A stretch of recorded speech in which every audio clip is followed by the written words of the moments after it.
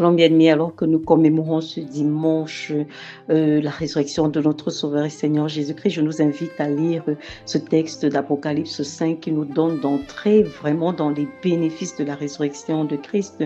Alors, c'est intitulé « Le livre scellé de 7 sceaux remis à l'agneau pour être ouvert ».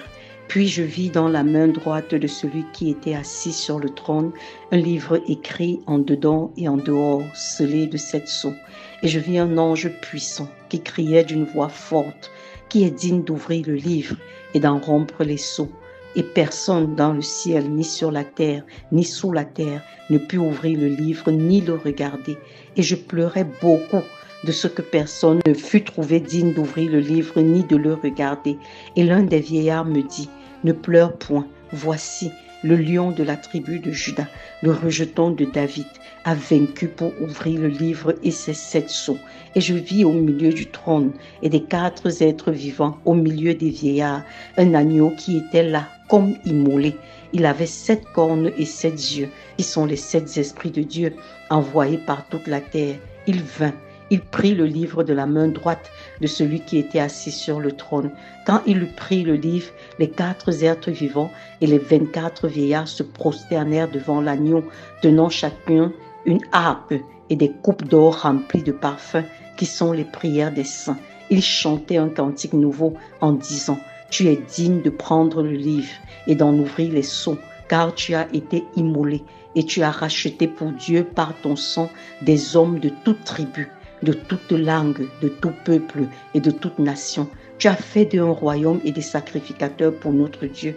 Ils régneront sur la terre. » Je regardais et j'entendis la voix de beaucoup d'anges autour du trône et des êtres vivants et des vieillards. Et leur nombre était des myriades de myriades et des milliers de milliers. Et ils disaient d'une voix forte, « L'agneau qui a été immolé est digne de recevoir la puissance, la richesse, la sagesse, la force, l'honneur, la gloire et la louange. » Et toutes les créatures qui sont dans le ciel, sur la terre, sous la terre, sur la mer et tout ce qui s'y trouve, je les entendis qui disaient, « À celui qui est assis sur le trône et à l'agneau soit la louange, l'honneur, la gloire et la force au siècle des siècles. » Et les 4 êtres vivants disaient, « Amen. » Et les vieillards se prosternèrent et adorèrent. Seigneur, que pouvons-nous dire de plus que ça, si ce n'est également nous prosterner avec les 24 vieillards, avec les 4 êtres vivants, avec l'armée des cieux, avec les habitants de la terre,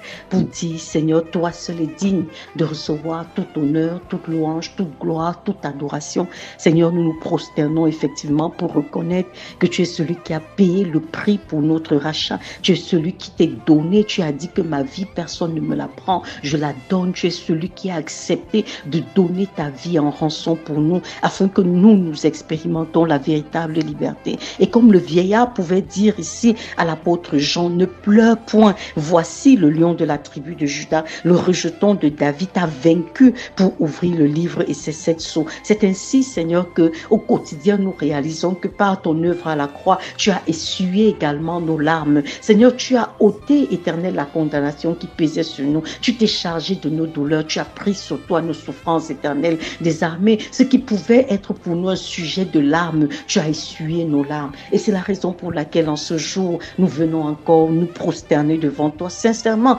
au-delà de ce que nous pouvons dire avec nos faibles mots, Seigneur, nous voulons que nos cœurs t'adorent parce que nous comprenons la réalité de cette œuvre éternelle par ce texte. Dans nos vies au quotidien, nous voyons effectivement, Seigneur, que tu l'as fait pour nous, que c'est pour nous que tu l'as fait. Parce que quand nous voyons l'ampleur éternelle des attaques qui sont dirigées contre nous et nous voyons comment ton sang par lequel tu as racheté les hommes de toute tribu, de toute langue, de tout peuple, de toute nation peut parler en notre faveur, nous disons, « Oh Seigneur, à qui d'autre irons-nous? Qui d'autre aurait pu le faire pour nous si ce n'est toi? » Et nous venons dire, Seigneur, reçois toute la gloire, reçois tout l'honneur, reçois toute la magnificence, Seigneur. Que ton nom soit exalté d'âge en âge et de génération en génération. Que nos vies servent à ta gloire, oh Dieu, parce que la meilleure façon pour nous de te traduire notre reconnaissance éternelle, c'est de nous mettre à tes pieds, c'est de nous mettre à ton service et c'est de te célébrer. Seigneur, nous disons Hosanna, alléluia à toi. Reçois, reçois, reçois, reçois, Seigneur,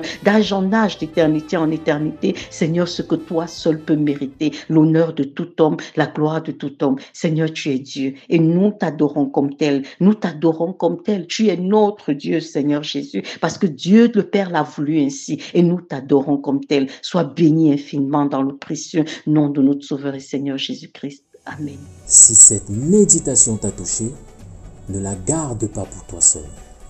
Partage-la avec un proche, un ami ou un groupe d'amis qui a besoin d'entendre cette parole aujourd'hui.